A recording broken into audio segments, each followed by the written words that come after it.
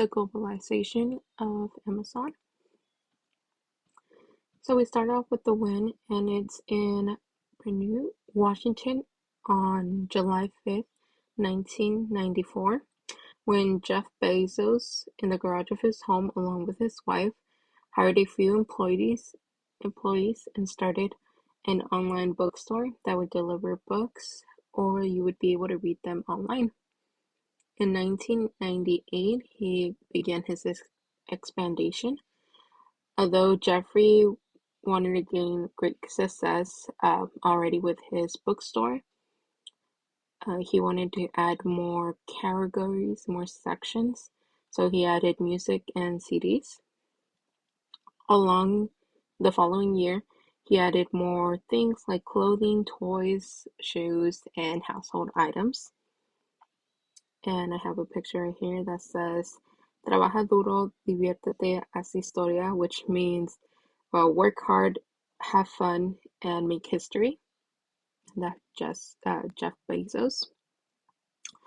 The where. Amazon headquarters is in Washington, in Seattle, Washington.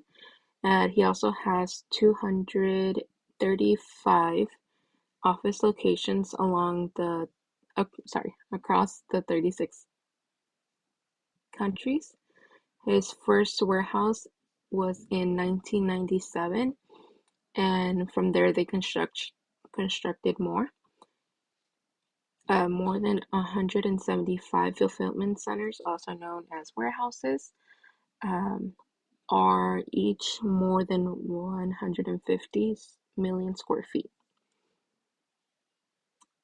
So here I have a map or a diagram of how many facilities there are in states like California, New Jersey, Ohio, Pennsylvania, Illinois, Florida, Tennessee, Indiana, Georgia, and Arizona. So this is just in the US. So the yellow ones are facilities that are planned to be in those countries, in those states, and the blue ones are the warehouses that are already opened.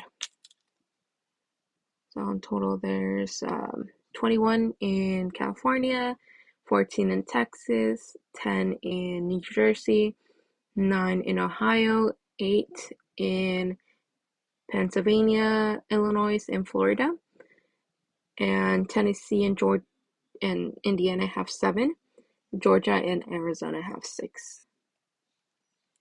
And here is more of a map where you can see across the US the fulfillment centers or the warehouses, as most of us know it. The blue ones are the ones that are already open, and the yellow ones are the ones that are planning to be open. So as we can see, there's more on this side of the US, but there's also quite a bit in Texas, California, and there's like 1 or 2 in Washington, and Oregon has about 3. We don't really see any in the middle, but on this side of the country, we do see a little bit more.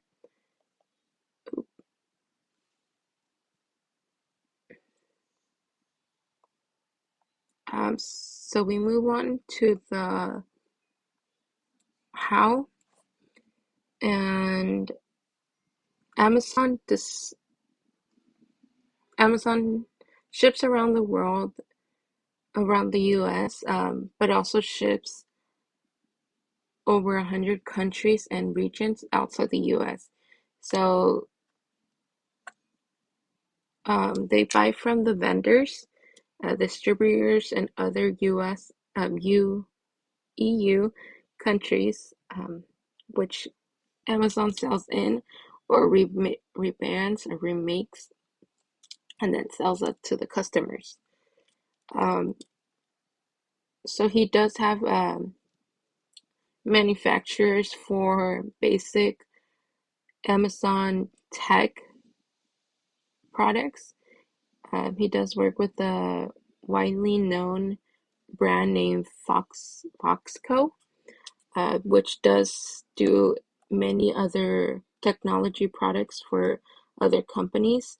And as many of you guys know, there is a Amazon Basics that is basic household items or just basic things that you would need a day-to-day life. That either would be shoes, clothes, pencils, markers, notebooks. What they do is they buy stuff in bulk and then they resell it under the Amazon Basics name. And then right here, we just click on the link and it takes us over to the Amazon Global Human Rights Principles. And it just goes over that they're they're ensuring people and workers um, that they are treated with dignity and respect, um, and that they respect the human rights. Um, the workplace goes over how each other should be respectful, and then over safety and health concerns. Here it says equal opportunities, and then freely chosen employment. So it says we do not tolerate or use the child labor forces or human trafficking in any form, including slave labor, prison labor, employee communication, the suppliers. So overall, it was a pretty fun project, but they are a little bit close. I did have to struggle a lot with finding the manufacturers and a couple other things. So I really had to dig into it. But otherwise than that, it was a really fun project and I really enjoyed it.